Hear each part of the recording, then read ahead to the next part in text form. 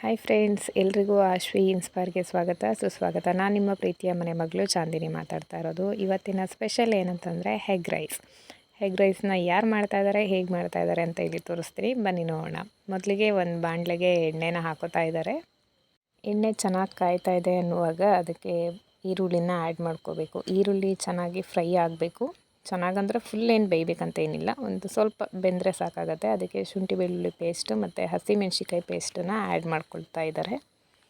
ಹಸಿಮೆಣ್ಸಿನ್ಕಾಯಿ ಮತ್ತು ಶುಂಠಿ ಬೆಳ್ಳುಳ್ಳಿ ಪೇಸ್ಟ್ದು ಸ್ವಲ್ಪ ಸ್ಮೆಲ್ ಹೋಗೋ ತನಕ ಬಾಡಿಸ್ಕೊಂಡು ಅದಕ್ಕೆ ಕ್ಯಾಪ್ಸಿಕಮ್ನ ಹಾಕ್ಕೊತಾ ಇದ್ದಾರೆ. ಕ್ಯಾಪ್ಸಿಕಮ್ನೂ ಅಷ್ಟೇ ಸ್ವಲ್ಪ ಚೆನ್ನಾಗಿ ಫ್ರೈ ಮಾಡ್ಕೋಬೇಕಾಗತ್ತೆ. ಅದನ್ನು ಸ್ವಲ್ಪ ಹಸಿ ಇರುತ್ತಲ್ವ, ಸೊ ಹಾಗಾಗಿ ಅದಕ್ಕೆ ಸ್ವಲ್ಪ ಉಪ್ಪನ್ನ ಆ್ಯಡ್ ಮಾಡ್ಕೊಳ್ತಾ ಇದ್ದಾರೆ. ರುಚಿಗೆ ಎಷ್ಟು ಬೇಕಾಗುತ್ತೆ ಅಷ್ಟು. ಮತ್ತೆ ಬೇಕಂದರೆ ರೈಸ್ನ ಹಾಕಿದ ನಂತರ ನೋಡಿಕೊಂಡು ಉಪ್ಪನ್ನ ಆ್ಯಡ್ ಮಾಡ್ಕೋಬೋದು. ಇಲ್ಲಿ ಒಂದು 3 ಮೊಟ್ಟೆಗೆ ಆಗೋಷ್ಟನ್ನ ಮಾತ್ರ ಮಸಾಲಾನ ರೆಡಿ ಮಾಡ್ಕೊಂಡಿರೋದು. ಇದು 3 ಮೊಟ್ಟೆ ಅಂತಂದರೆ ಒಂದು 4ರಿಂದ 5 ಜನ ತಿನ್ಬೋದು ಇದನ್ನು. ದುಡ್ಡು ಕೊಟ್ಟು ಹೊರಗಡೆ ಹೆಗ್ ರೈಸ್ನ ತಿನ್ನೋದಕ್ಕಿಂತ ಸಿಂಪಲ್ಲಾಗಾದ್ರೂ ಮನೆಯಲ್ಲೇ ಮಾಡ್ಕೊಂಡು ತಿಂದ್ರೇ ಹೆಲ್ತ್ಗೂ ಚೆನ್ನಾಗಿರುತ್ತೆ. ಸೊ ಟೇಸ್ಟ್ ಕೂಡ ಚೆನ್ನಾಗಿರುತ್ತೆ. ಯಾವುದೇ ರೀತಿಯ ಚಾಟ್ ಮಸಾಲೆಗಳನ್ನ ಬಳಸ್ದೇ ಮಾಡ್ತಾ ಇರೋವಂಥದ್ದು.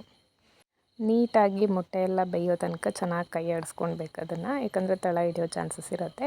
ಸೊ ಇವಾಗ ಬನ್ನಿ ಯಾರು ಹೆಗ್ ರೈಸ್ನ ಮಾಡ್ತಾಯಿದ್ದಾರೆ ಅಂತ ತೋರಿಸ್ತೀನಿ. ನೋಡಿ, ನಮ್ಮ ಹಸ್ಬೆಂಡ್ ಅವರು ಹೆಗ್ ರೈಸ್ನ ಮಾಡ್ತಾ ಇರೋದು. ನಮ್ಮ ಹಸ್ಬೆಂಡ್ ಅವರು ತುಂಬ ಟೇಸ್ಟಿಯಾಗಿ ಹೆಗ್ ರೈಸ್ನ ಮಾಡಿಕೊಡ್ತಾರೆ. ಸೊ ರೈಸ್ನ ಆ್ಯಡ್ ಮಾಡ್ಕೊತಾ ಇದ್ದಾರೆ ಮೊಟ್ಟೆ ಎಲ್ಲ ಚೆನ್ನಾಗಿ ಬೆಂದಿದ ನಂತರ.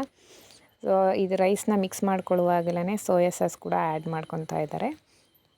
ಸೋಯಾ ಸಾಸ್ ಆಗಿದ ನಂತರ ವೆನಿಗರ್ ಇದ್ದರೆ ವೆನಿಗರ್ ಹಾಕ್ಕೋಬೋದು. ವೆನಿಗರ್ ಇಲ್ಲ ಅಂತ ಹೇಳಿಬಿಟ್ಟು ಲೆಮನ್ನ ಹಾಕ್ಕೊತಾ ಇದ್ದೀವಿ. ಸೊ ಲೆಮನ್ ಹಾಕಿದ ನಂತರ ಹಸಿ ಕೊತ್ತಂಬರಿ ಸೊಪ್ಪು ಮತ್ತು ಹಸಿ ಈರುಳ್ಳಿನ ಹಾಕಿ ಚೆನ್ನಾಗಿ ಒಂದು ಮಿಕ್ಸ್ ಕೊಟ್ಟರೆ ಹೆಗ್ ರೈಸ್ ರೆಡಿ ಆಗುತ್ತೆ. ನಮ್ಮ ಅತ್ತಿಗೆ ಮಗಳು ಟೇಸ್ಟ್ ಹೇಗಿದೆ ಅಂತ ಹೇಳ್ತಾಳೆ, ನೋಡೋಣ ಬನ್ನಿ. ಬಬಿತಾ, ಟೇಸ್ಟ್ ಹೇಗೆ ಬಂದಿದೆಯಪ್ಪ?